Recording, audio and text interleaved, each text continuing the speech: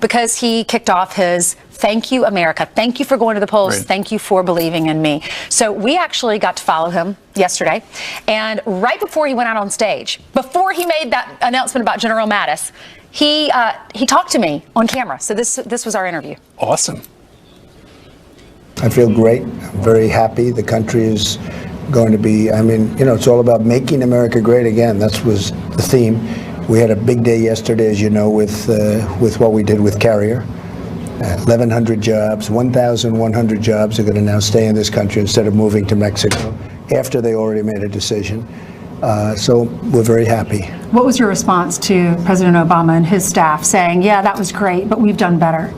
Well, look, that's what they'll say. It's politics. It's okay. He's been very gracious. He's been very nice. We've had a couple of great calls and meetings, and I very much respect his attitude. He's been very, very nice. Mitt Romney, if you do pick him, what can you say to the American public? Well, he's been very gracious. And don't forget, I hit Mitt pretty hard also, before the fact. And so I understand how it all works. But he's been very, very nice. We had dinner the other night. It was great. There was actually a good chemistry. It was a really good chemistry with him and also with President Obama. There was an amazing, we were supposed to sit down for 10 minutes.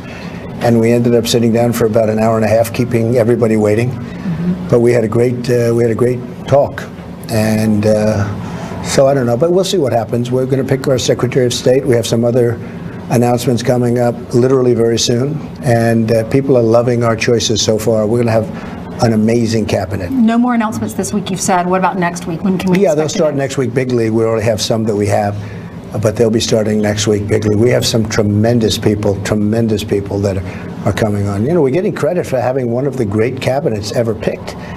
These are people of great distinction, great success, which is what you need. You're negotiating with people. You can't have people that didn't know how to get there. Mm-hmm. And we have tremendous people joining the cabinet and beyond the cabinet. So you'll be seeing almost all of them next week. The Thank You America tour. Why is that important to you? Well, we're in Ohio, and it's Thank You Ohio, and it's Thank You Iowa, thank you North Carolina, thank you Pennsylvania, Florida. We have quite a few. Wisconsin has been so great. Michigan has been so great. We won states, Ainsley, that nobody's won for 38 years, and in a couple of cases more than that in terms of the Republicans. And as you know, they talked about the Great Blue Wall in the Rust Belt, right? Well, the Great Blue Wall was really busted up pretty badly. And so we're doing a thank you run just to thank some of the states that we weren't supposed to win, and we won really in landslides in some cases. Florida was fantastic. You remember we were supposed to lose Florida, and they said, we have breaking news. Donald Trump wins Florida. Trump wins North Carolina. We won Pennsylvania. Ohio. So tonight we're in Ohio, and we have a wonderful group of people that have been just supporters from the beginning. And we won Ohio by almost 10 points, which is unheard of. Mm-hmm. It's unheard of for a Republican to win by 10 points. And we won Iowa by more than 10 points. And so, we've just had some great victories. So I said, we should go back and just say a quick thank you. Mm-hmm. And that's what we're doing. Mm-hmm. Day one, what are you going to do? The wall, Obamacare repeal? We could do the wall. We're going to do some repealing. We're going to do some executive orders that we think are inappropriate. We're going to be working. We're going to be working very hard. And I really got a kick. I didn't think of it, but saving Carrier and all those jobs before he became president makes me, I guess, maybe even a little bit more happy. But if you would have seen the people of Indiana today, 1,100 people are going to have a great Christmas, that I can tell you. That's interesting. Great interview. It's interesting because one of the big lines that he had during his speech there in Cincinnati was about, that big, he was talking about election night and the big blue wall and how he shattered it. But he actually used the line with you first. So I wonder if that kind of reminded him later. Maybe so.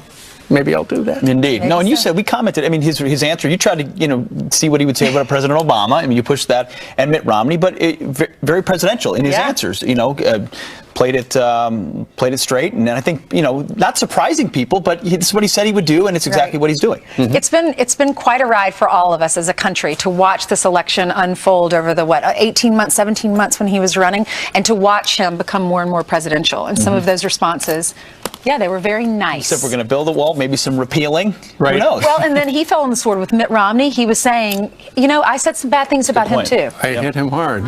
So stay tuned for that. Maybe next week we'll know. Nice job. Maybe, and then he said, did you hear in the interview? He said, I've got some big announcements next week, some big league announcements next week. And then he went on stage right after that interview with me and he said, don't tell anyone this, but General Mattis is going to be Secretary of Defense. Could have had it right there. Yeah. Anyway, we're glad you traveled out Thank you. there. Thank you. Excellent It was worth interview. it. It was fun. All right, coming up on this Friday, President-elect Donald Trump heads to Indiana yesterday to celebrate the 1,100 jobs he saved at Carrier. But the White House has nothing nice to say about that.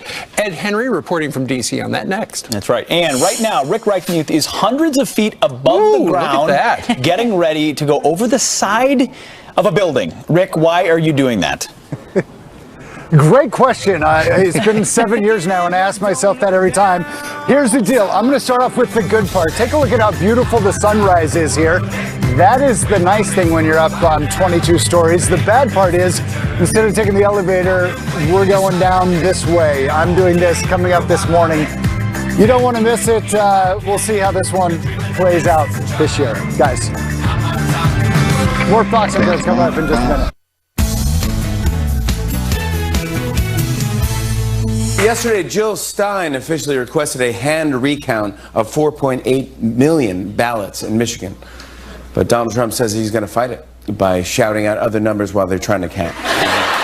70, 19. Start back at 1. That works, actually. Always does. Really? Let's try. No. While I'm reading this, you just bark things out. I will. Okay. Steve. All right. More than 1,000 Carrier workers celebrating yesterday with President-elect Donald Trump and Vice President-elect Mike Pence, overjoyed that they can continue providing for their families straight ahead. So what does the White House have to say about keeping all of those jobs here in America? Chief It's National not enough, they say. Oh, sorry about that. Chief National Correspondent Ed Henry, live in D.C. with the latest. Good morning, Ed.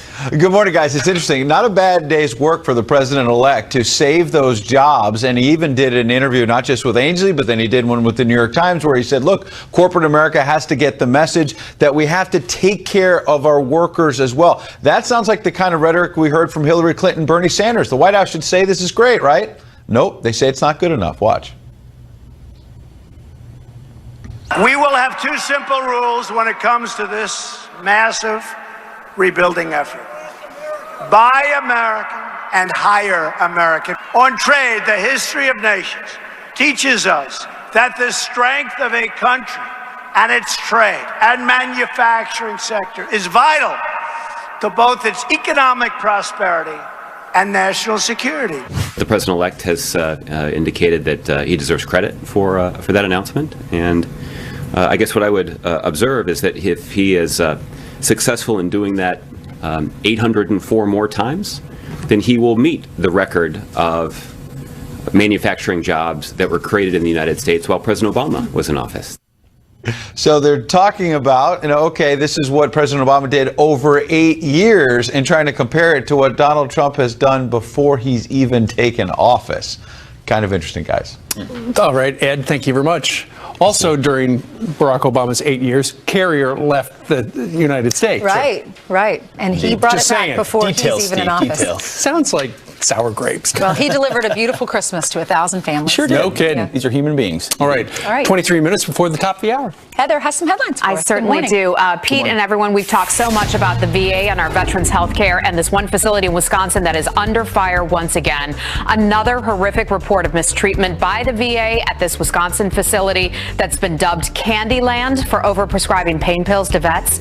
Nearly 600 patients at the facility in Tomah, Wisconsin, may have been infected with diseases such as hepatitis and HIV. The facility says a dentist was using his own equipment, then cleaning it and reusing it, and that's a violation of the VA's regulations. We're told that dentist has now been removed from patient care, but has not been fired. All 592 vets that he has treated are now being contacted. Brand new evidence is emerging in the San Bernardino terror attack 1 year after that happened. Investigators now say that the terrorists may have been driven to kill by a Christmas party. There was a brand new email exchange between the husband and wife killers, revealing a shocking new clue. Tashfeen Malik tells her husband, Saeed Farouk, that she was outraged that he attended a holiday party at the Inland Regional Center. Well, that was the same party that he excused himself from, only to come back later and kill 14 people along with his wife. Princeton students, Pete, listen up. This is your school here.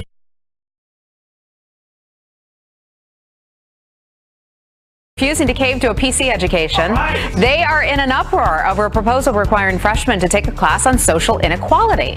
The campus newspaper editor says, stating in part, quote, the task force has mistaken a liberal arts education with a politically liberal education.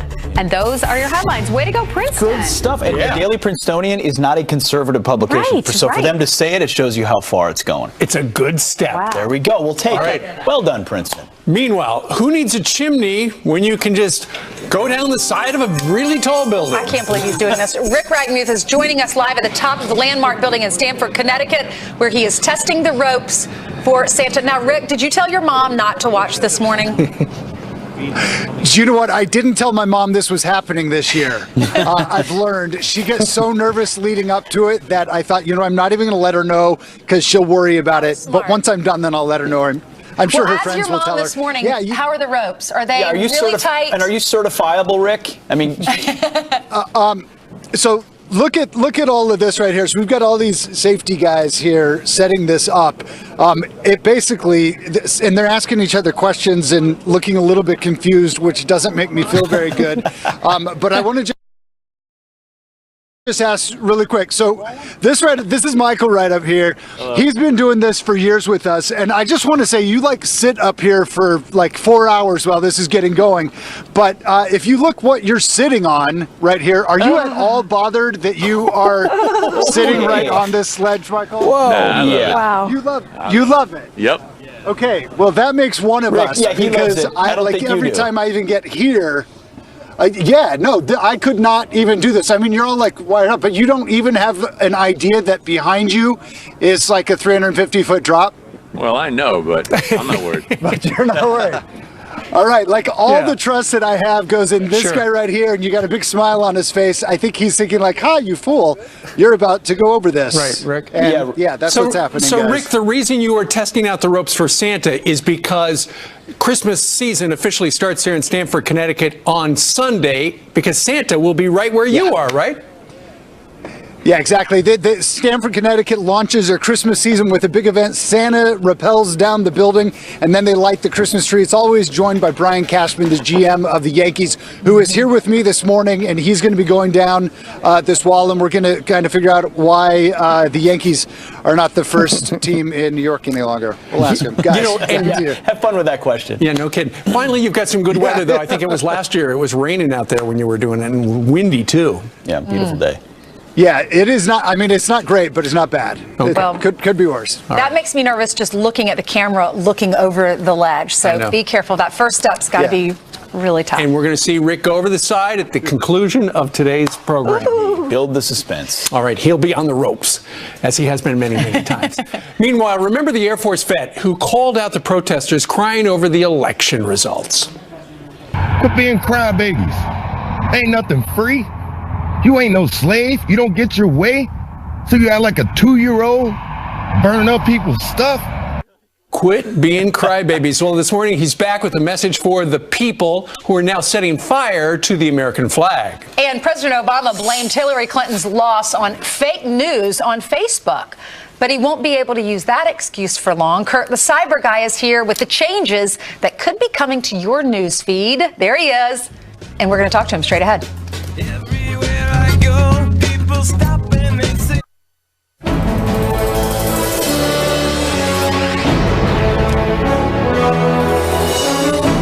Welcome back to Fox and Friends. Remember the Air Force veteran who blasted the rioters crying over the election results? Quit being crybabies. Ain't nothing free. You ain't no slave. You don't get your way. So you act like a 2-year-old burning up people's stuff. Well, this morning he's back and fired up again over the leftists burning the American flag in response to the president-elect saying there should be consequences for those who do it. Joining us now is U.S. Air Force veteran Thaddeus Alexander. Thank you for joining us this morning. So what's your message to those who decide in protest to Donald Trump or in protest to his statements that they're going to burn the American flag? Well, my thing is this, Pete, is, as a veteran, I fought for that right for you to burn the flag, but it's very offensive I'm not Muslim, but I would never burn the Quran. Just out of respect. I think that there's really nothing we can do, but the last time we had unity in this country was right after 9/11, and most of those people out there burning a flag, they don't even remember that. You remember after 9/11, everybody had American flags and they were all proud of the USA. I don't understand why it has to come to such a tragic event to bring us all together. And as far as like institutions like the colleges and things like that, if they don't want to fly the flag, then I think they should not receive any federal or any state funding. It just shouldn't happen. If you don't like this country, you shouldn't get anything. Well, you're talking about consequences for actions, and our president-elect last night made a mention in his speech about flag burning. I'm going to play what he had to say and get you to react to it. Do you agree with my stance that if people burn the American flag, there should be consequence, right?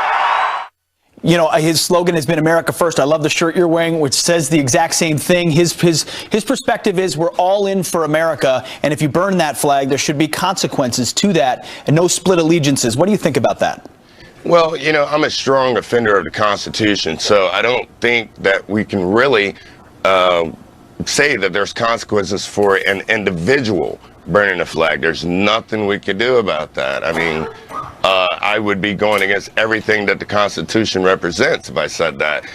Do I feel that way? Does it anger me? Yes. But I would be a hypocrite if I said, okay, if you burn that flag, then you're going to get jail or fine. It just would be against everything I believe in. You're basically saying just because you have the right doesn't make doing it right. But what does it say about these protesters that they're deciding to burn the very symbol? I mean, what does it say about citizenship, about how we view our own country when the form of protest is to burn the very thing that men like you and many others have served to defend?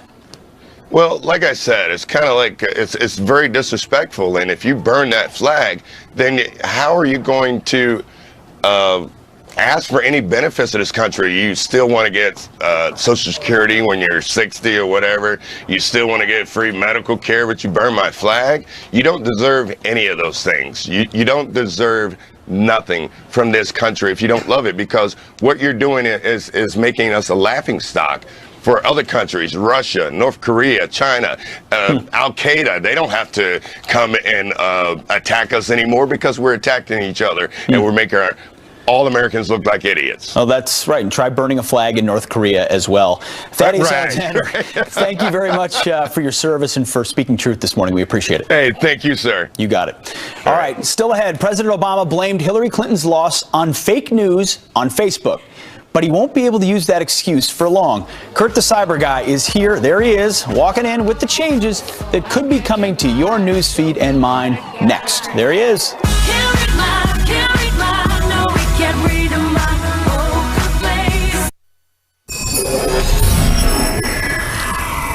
A new approach to fighting the fake news on the internet. A bright red warning label at the top of some websites that reads, quote, "This website is not a reliable news source." That's fake news. Thanks for telling us. But which sites get the labels and what do you need to know? That's why we're going to ask Kurt the Cyber Guy for what gives on this. You know what does give? It's very confusing. Yeah. Good morning to you. We're talking about even USA Today caught in this. Their paper today, all about fake, and they capitalize on repeating a story online that was from a blog called TechCrunch, and they mentioned that Facebook is now that's not reported fake news about fake news. What is, so many people, a couple of weeks ago they said the reason that Hillary lost was because there was so much fake news put out there by the Trump supporters online. What is fake news? Well, that's at the heart of the question. It's in the eye of the beholder. Right, it is. So Facebook is caught in this huge dilemma. So you've got Mark Zuckerberg, the CEO, that has come out and said, look, we don't like misinformation. We don't want fake news. We know it's on the website. But then he also wants to live in this way where he's got this other opinion where it's like, we're not a media site. Yeah, we reach 1.79 billion people, but we're not a media site. Well, of course you are. But at the same time, he doesn't want to start putting these labels on the content that's on Facebook Facebook. But if you don't think that it's actually swaying public opinion, you got another thing going in your So brain. if you see that the red line at the top. So what that really is, and that's not bad, but it's a downloaded app that's a plug-in to a Chrome browser. So if you use Google Chrome. Right, their browser. This is a plugin that the guy just built overnight practically called BS Detector. It's free. But again, who's telling us in that whether it is fake news or not? And in fact, when testing that, it failed to, it actually flagged a story as fake when indeed it was a true story. Does it mean, though, it's actually fake, or does it mean this is suspect? We're not sure. Well, again, this is totally That's the gray confusing. area. Here's the end of all of this. At the end of the day, it's going to boil down to Facebook, everybody else is going to have to make the decision that says, you know what? We know who to trust. We know that these particular media organizations are credible, and you'll start to see the Fox Newses of the world really populate But Facebook. is that not what this election is about? Don't tell me who the credible source is. Let me go find. And it's interesting, as you pointed out, I don't know if we can put the elements on the screen. A lot of left-wing sites are not being labeled as biased. Of course, they pass right-wing sites. This isn't left or right issue. I'll tell you what it is. 7,000 Stanford students right now in a study, 80 to 90% of them could not identify a credible news story online. Hello. Wake up call right there. All right. Kurt, the Cyber Guy, thank you very much. Thank you. Happy Friday. All right. And that was not a fake sentiment. That That's was true. real. That is true. Absolutely. Meanwhile, straight ahead, President-elect Donald Trump speaking with carrier workers face-to-face after saving 1,100 jobs in Indiana. What did they think about his visit? One of those employees joins us live, coming up in about 10 minutes. Plus, our friend Tucker Carlson, what he thinks about the president's new message and his pick for defense secretary. That's coming up in the next hour. This campaign proved that the old rules no longer apply, that anything we want for our country is now possible. And this is the hour when the great deeds can be done and our highest hopes can come true. We're going to do it, folks. We're going to do it. We will have two simple rules when it comes to this massive rebuilding effort. Buy American and hire American. We're going to do it ourselves. We will finally end illegal immigration. We will construct a great wall at the border. We will destroy ISIS. We are going to come together and make America great again. Thank you very much. Thank you, Ohio. Thank you.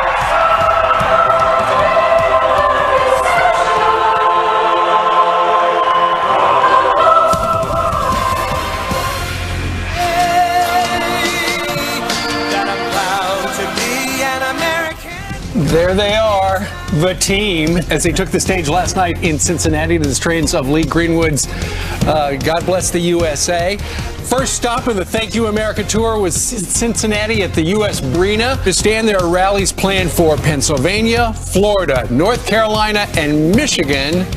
And Iowa. Iowa, too. Fantastic. Thank you, America. Oh, indeed. That's what he was doing. Thank you, America. And he was in his element last night. Yeah, he is just one with the people. He walked out there and he wanted to just thank the folks who had gone to the polls because the folk believed in him that he can turn this country around. Yeah. You know, sometimes you see politicians who they've got a speech, there's a big crowd, they're a little nervous, they get up there, they can't get out of that room fast enough. They just read through the things. If there's going to be some clapping, if there's going to be some laughing, go ahead. Donald Trump last night was so in his element. He loves it. 75% of the thing was probably on the teleprompter. The other 5, he was just living it, and he was loving it. You know what I noticed when we go out and we cover these events before he won?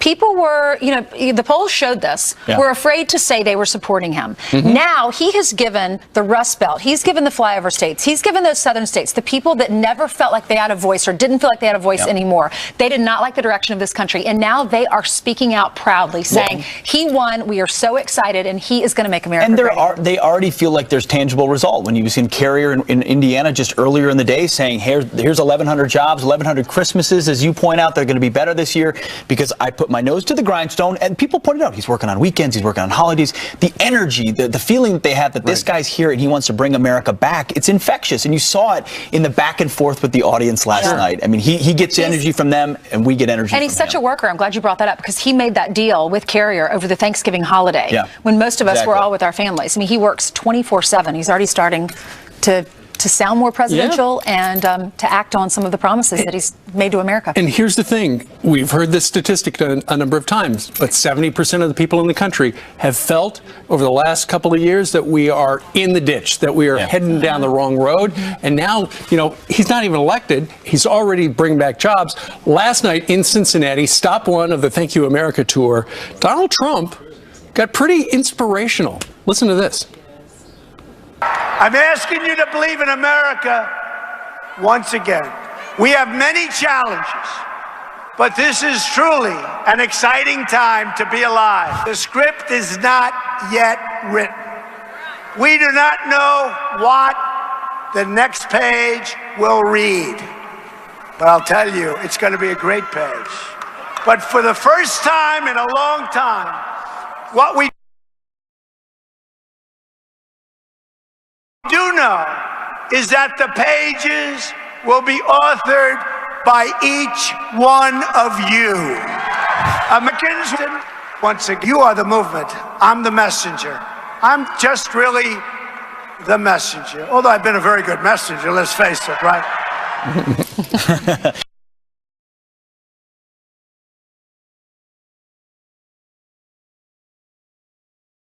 And the inspirational theme is truly America first. The pages will be authored by us, not the high seas of globalization or some other priority. It's our country. It's your job. Behind stage. No more announcements this week, right? You've been saying no more announcements. You're going to announce next week. And he was like, yeah. And then he goes out on stage and he puts the people first in the situation. Watch what he did. I don't want to tell you this because I want to save the suspense for next week. So I will not tell you that one of our great generals, we are going to appoint Mad Dog Mattis as our Secretary of Defense. So we're going to be announcing him on Monday. They say he's the closest thing to General George Patton that we have, and it's about time. It's about time. As you look at that shot right there, you got a focus group right behind him because they were obviously listening to everything he had to say. It's interesting. Donald Trump spoke in that arena during the campaign where it was packed to the rafters. But because of security and whatnot, that was only about half full last night. But they were 100% there, and they liked the idea of James Mattis, the general and commandant from the Marine Corps. Pete, you're an expert at all things Pentagon. Tell us a little bit about this. Well, great pick. Nickname Mad Dog Mattis. But I heard he doesn't like to be called Mad Dog. He likes only to be called that by the grunts. He's a general's general, as Trump called him, but he's also a grunts general. The rank and file love him. You know, you saw that guy, Ainsley, you pointed out the guy in white behind Trump who's raising his fist. That was me on the flight last night when I was watching the speech, and he announced that. And every other vet and warfighter in this country feels the exact same way. Why do you like him so much? Because first of all, he's thoughtful. He puts his Marines first, the guys he commands, he truly cares about. He visits the families of the fallen, of men that he's sent into battle. But he also puts them in there and says, I'm sending you in to win. I want you to kill the enemy. That's what we do in the military, is keep our country safe. He's not a pansy. He's not a pansy. He doesn't want the safe spaces. He's like, I will kill if I have to. I will kill if I have to. No better friend, no worse enemy. And he's universally loved. And I think in that sense, he'll have a great opportunity to destroy ISIS, rebuild our military, all the things that vets and military folks have wanted. I beg to differ on one thing. You said he's universally loved, not by this administration. Well, they squeezed him out a couple of years ago because he was somebody who wanted to stay tough with Iran, and the administration was like, oh, sorry, we're changing our position. I am wondering if Donald Trump, at each of these Thank You America tours, if he's going to announce the cabinet and